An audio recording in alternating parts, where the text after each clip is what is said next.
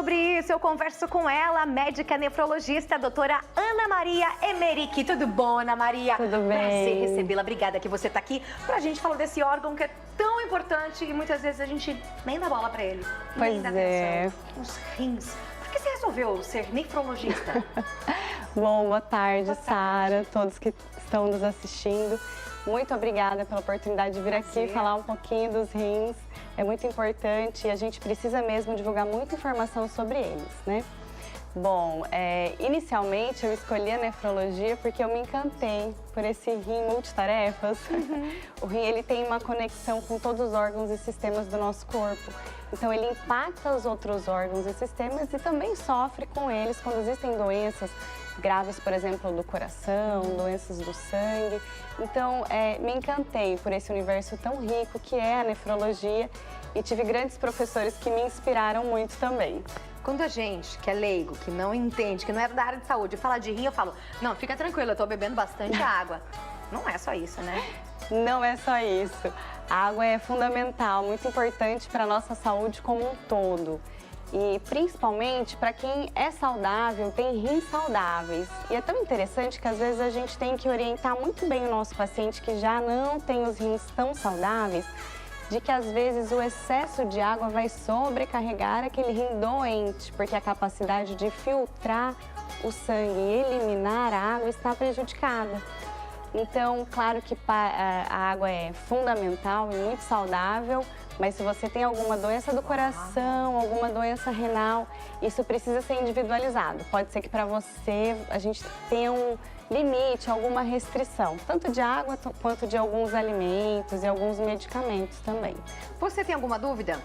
Quer participar com a gente? Manda mensagem aqui para a doutora Ana Maria, 43999520380. Lembrando que você pode participar com a gente via chat do YouTube, @RicTVLondrina. Tem dúvida? Manda para cá. Na verdade, tem várias doenças associadas à questão do rim. A primeira que a gente pensa são as pedrinhas no rim. Por que a gente tem pedra no rim? É difícil, né? Essas são as mais sintomáticas, né? E elas acometem muitas pessoas jovens e aí levam ao pronto-socorro aquela dor horrorosa.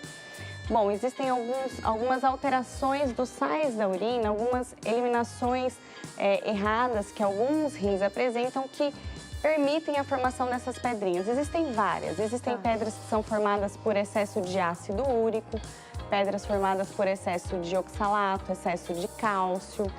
Infecções urinárias de repetição também podem levar à formação de uma pedra que, em geral, a gente chama de cálculos ou pedra, né? Esses cálculos são bem grandes, difíceis de eliminação, mas que podem prejudicar muito o funcionamento dos rins.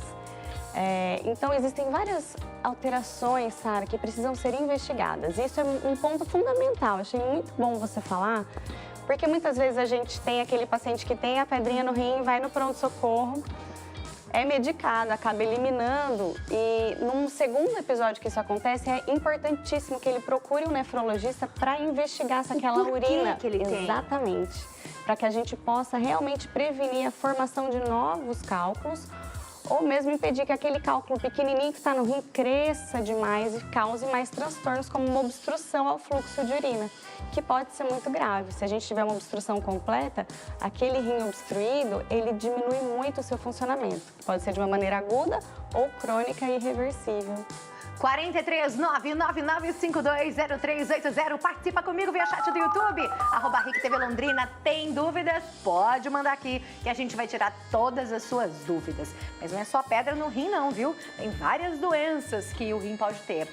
Boa tarde, eu me chamo Alexandra. Uma pergunta para a doutora Ana Maria. Eu gostaria de saber por que o lúpus afeta os rins? Eu estou ficando de 6 a 8 horas sem fazer xixi. Eu faço uso de cloroquina para tratar da lúpus.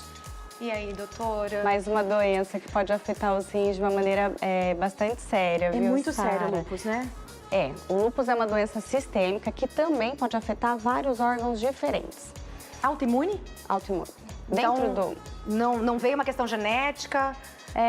Não tem uma questão genética tão importante, mas a gente sempre precisa ter uma predisposição genética associada a hábitos de vida e aí essa doença ela pode se desenvolver.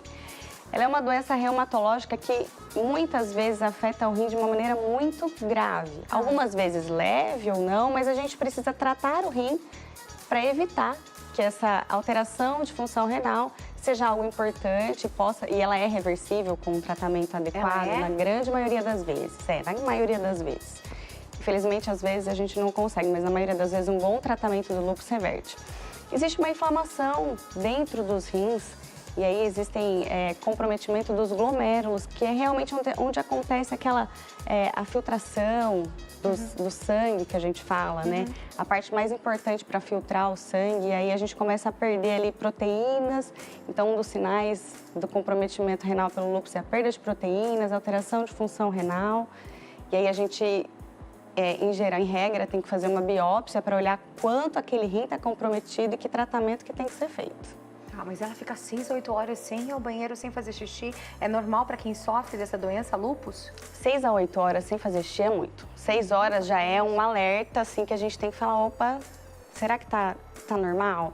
Mas não é só isso. A gente sempre tem uma gama de fatores para avaliar. Por exemplo, será que ela está tomando água o suficiente? Está tomando pouca água? Esse rim ainda concentra a urina o suficiente se ela estiver tomando pouca água, e aí vai urinar um pouco menos. Ainda assim, o quanto menos, né? Tem alguma outra medicação que está associada? Tem ficado inchada? Então, tem excesso de água no corpo que realmente não está conseguindo ser eliminado? Porque quem sofre de lúpus muitas vezes faz uso também do corticoide, né? Faz. Então, já faz essa mais retenção de líquido também. Também pode fazer. E aí, o corticoide, ele faz uma retenção de líquido, uma distribuição a longo prazo de gordura corporal diferente, então não fica tanto aquele inchaço mole, que a gente fala, que você aperta ali a perna e você vê que o seu dedo fica com aquela impressão ali de onde você apertou, né? Exige uma avaliação médica também. Precisa ir para o médico urgente. Precisa ir para o nefrologista urgente. Urgente, corre para o médico, já marca, tá bom? Vamos ver mais mensagem de telespectador? Olha lá, boa tarde, não sei se tem a ver ou não, mas uma pessoa que teve pedra na vesícula, pode ter pedra no rim também? Excelente pergunta. Quem que é? Kátia, eu tenho essa dúvida, porque eu tive pedra no rim. Não, eu tive pedra na vesícula. Mas a minha família, todo mundo tem pedra no rim. E eu fico perguntando, será que eu também posso ter pedra no rim? E aí, doutora? Não, elas não têm uma correlação, tá? Não são... As causas são diferentes, não é porque você teve pedra na vesícula que você vai ou tem uma maior predisposição a ter pedra nos rins. Vamos ver mais mensagem de telespectador na tela pra você? Vamos lá, vamos ver. Boa tarde, Sara, tudo bem? Me chamo Leonice e quero saber da nefrologista a partir de qual valor a cistatina C é preocupante. A minha está 1,23. Acredito que porque estava tomando rosuvastatina. E aí? 1,23? Olha só que pergunta interessante. Eu acho que nem todo mundo sabe o que é cistatina C, né? Não tenho nem noção, nunca ouvi falar, nunca foi apresentado. Obrigada, Leonice. Bom, o primeiro exame que a gente tem mais conhecido, mais barato, mais difundido, creatinina. E hoje, né, mais recentemente, a gente tem utilizado a dosagem de cistatina C sérica, que a gente joga numa fórmula, ou a cistatina C isolada ou a cistatina C com a creatinina, para a gente estimar a taxa de filtração glomerular, que é a função renal. Então, 1,23 pode estar normal se a gente conseguir jogar isso na fórmula junto com a creatinina e fizer uma avaliação global da função renal dessa paciente. Em geral, os laboratórios colocam como valor de referência de 0,8 a 1,2, então está muito no limite, mas depende dessas outras avaliações. Então, não dá para dizer que seja preocupante, né? Não. Depende do quadro, né? Depende do quadro, isso. Vamos ver mais mensagem de telespectador? A Fernanda. Oi, Sara, boa tarde. Perdi meus rins. Fiz quase 15 anos de hemodiálise. Transplantes aos 19 anos. Estou bem, graças a Deus. Ô, Fernanda, que bênção e que legal você compartilhar isso comigo.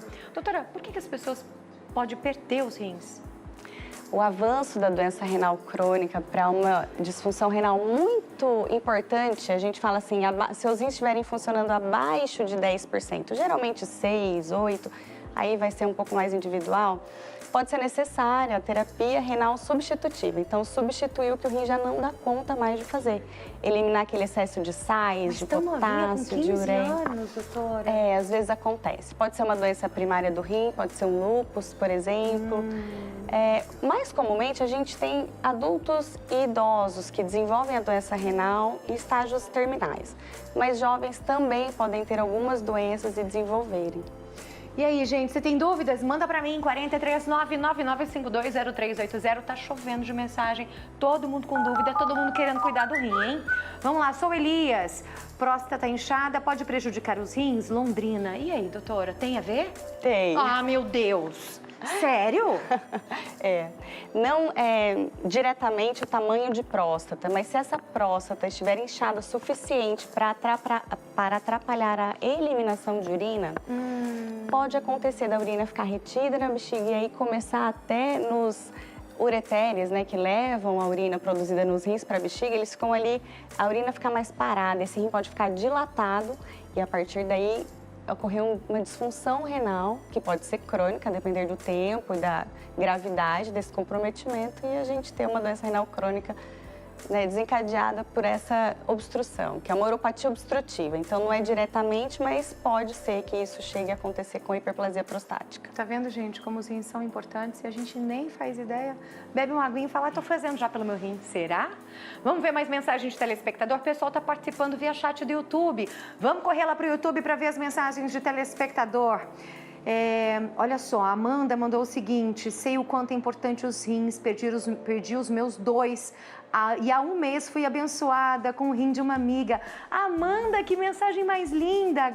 Glória a Deus, graças a Deus. Olha lá, a Aline mandou o seguinte: doei o meu rim para uma amiga. Gostaria de deixar registrado a minha experiência de gratidão por ser uma vida sendo salva. E como eu levo uma vida super saudável e normal, sendo rim única, doe órgãos. Meu Deus, quantas mensagens lindas aqui. Ou seja, eu conheço os irmãos que acabaram um doando o rim para o outro, né? Porque eu havia essa necessidade. Mas para a gente parece uma coisa tão distante. Eu posso doar rim, como ela falou, para uma amiga em vida, se for compatível, é isso? É isso, Sara. E é tão interessante que a gente precisa ter uma compatibilidade sanguínea. Então, como quando a gente doa sangue, por exemplo. E aí a gente tem mais... três pares de genes que a gente olha ali a compatibilidade. Ainda que essa compatibilidade não seja muito grande, é possível fazer sim a doação renal. A gente tem vários pacientes que receberam rins de pessoas não parentes próximas. É que irmãos, eles geralmente são mais compatíveis, né? Então, a sobrevida desse rim é maior, tem menos rejeição. Eu nunca tinha ouvido falar, que coisa linda. Mas existe, é lindo, é lindo. E o transplante renal é um tipo de terapia renal substitutiva, que dá muita qualidade de vida para o paciente. Então, é muito legal e muito bom ver esse tipo de tratamento. E a pessoa que fica com um rim só, no caso, a pessoa que doou, ela vai ter que ter mais cuidados.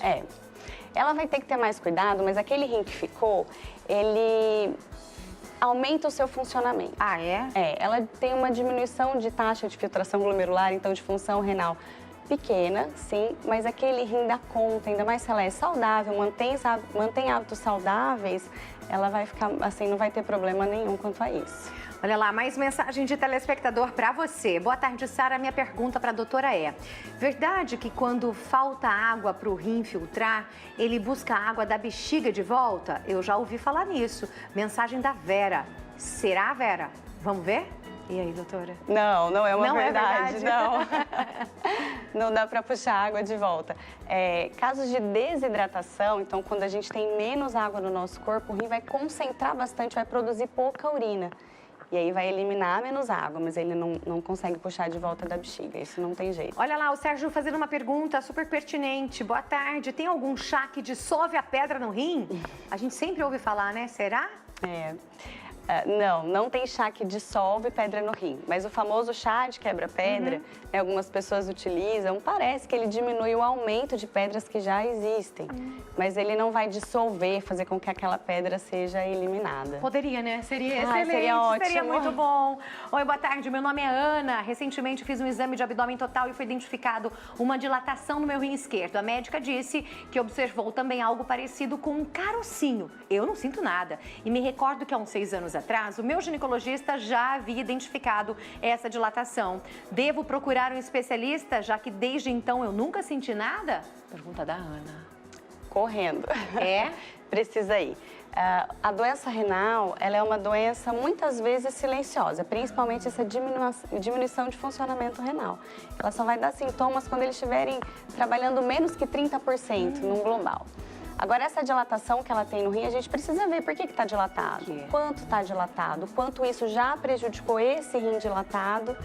E esse carocinho, o que que é? Tem que olhar bem de perto, não pode demorar, procura um nefrologista.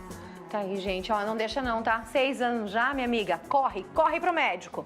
Olha lá, boa tarde, eu bebo pouca água, mas bebo o dobro de refrigerante. Eu posso ter problema com os meus rins? Ai, ai, ai. Mensagem da Dorva, é isso? Ai, ai, ai.